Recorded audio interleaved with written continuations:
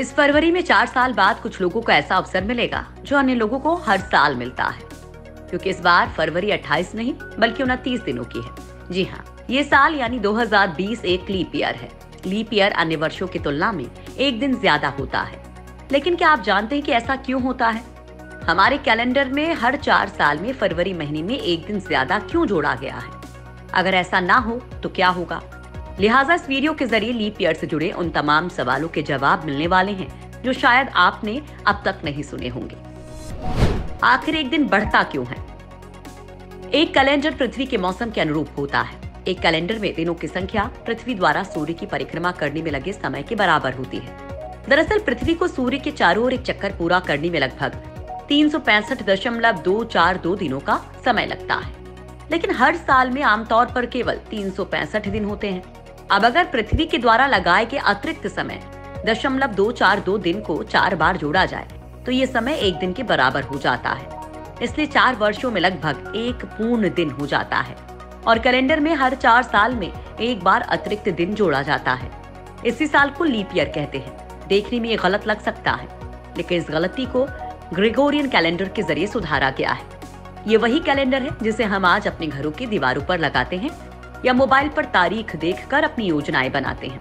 साल 1582 में Gregorian calendar पेश किया गया था। ग्रेगोरियन कैलेंडर से पहले कैसे होती थी गणना? ग्रेगोरियन से पहले जूलियन कैलेंडर हुआ करता था, जिससे दिनों का निर्धारण होता था।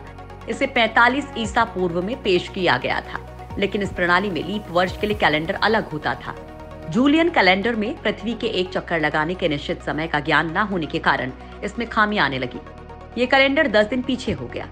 16वीं शताब्दी में जूलियन कैलेंडर की इस विसंगति को ठीक करने के लिए साल 1582 में पोप ग्रेगरी 13 ने यह आदेश दिया कि उस वर्ष 4 अक्टूबर के बाद सीधे 15 अक्टूबर की तारीख आएगी। इस प्रकार गलती को सुधारा गया। इस प्रकार पोप ने जूलियन कैलेंडर में लीप ईयर सिस्टम को भी संशोधित किया और नई प्रणाली को ग्रेगोरियन कैलेंडर के रूप में जाना जाने लगा। लीप वर्ष में 366 दिन क्यों होते हैं? लीप साल में 366 दिन इसलिए होते हैं क्योंकि विश्व में जॉर्जियन कैलेंडर का पालन किया जाता है। इसके सही तरीके से कामकाज को बनाए रखने के लिए हर साल में एक दिन जोड़ना आवश्यक होता है। अगर हम हर चौथे साल लीप साल नहीं जोड़ेंगे तो हम प्रकृति के कैलेंडर से हर साल 6 घंटे आगे निकल जाएंगे, और अगर ऐसा होगा तो हम मौसम को महीने से जोड़कर नहीं देख पाएंगे। यानी कि आज जो गर्मी मई और जून के महीने में देखी जाती है वो अगले 500 साल बाद दिसंबर के महीने में आएगी। कैसे कर सकते हैं लीप ईयर का पता? ये कैसे पता किया जाता है कि कोई वर्ष लीप ईयर है या नहीं? किसी भी वर्ष को लीप ईयर होने के लिए 2 शर्तों का पालन करना जरूरी होता है। पहली शर्त यह है कि उस वर्ष को 4 से पूरी तरह से भाग दिया जाता हो, जैसे 2000 को 4 से पूरी तरह से भाग दिया जा सकता है। इसी तरह 2004, 2008, 2012, 2016, अब ये नया साल 2020 भी इसी क्रम में शामिल है।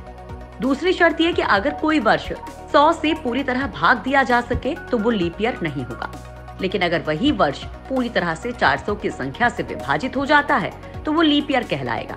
यानी उदाहरण के लिए साल 1500 को 100 से तो विभाजित कर सकते हैं, लेकिन ये 400 से पूरी तरह विभाजित नहीं होती है। इसी तरह साल 2000 को 100 और 400 दोनों से पूरी तरह से विभाजित किया जा सकता है, इसलिए ये लीप ईयर कहलाएगा। शताब्दी लीप वर्ष क्यों नहीं होती?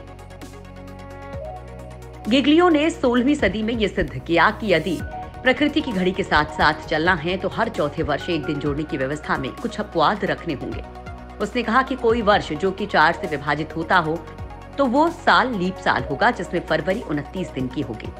लेकिन अगर 4 से विभाजित साल 100 से भी विभाजित होता है तो वो लीप वर्ष नहीं होगा। इसके साथ गैलीलियो ने एक और बात बताई कि 4 और 100 से विभाजित होने वाला वर्ष अगर 400 से भी विभाजित होता हो तो उसे लीप वर्ष माना जाएगा। इसलिए 1700, 1800 और 1900 जहां सामान्य वर्ष माना गया, वहीं 2000 को लीप वर्ष माना जाता है। शताब्दी साल लीप वर्ष नहीं होते क्योंकि हर 4 सालों में एक दिन जोड़कर हम 100 साल के काल में काफी ज्यादा जोड़ देते हैं, क्योंकि वास्तव में पृथ्वी सूर्य की परिक्रमा 365 दिन 5 घंटे 48 मिनट 45 सेकंड में पूरा करती है। तो जब हर 4 साल में एक दिन जोड़ा जाता है तब हम एक छोटे से अंतर से अधिक सही संशोधन करते हैं। इसलिए हर 100वें साल पर हम एक दिन साल में से हटा देते हैं। इसी कारण शताब्दी साल जैसे 1700, 1800, 1900, 2100 आदि शताब्दी साल लीप साल नहीं होते हैं।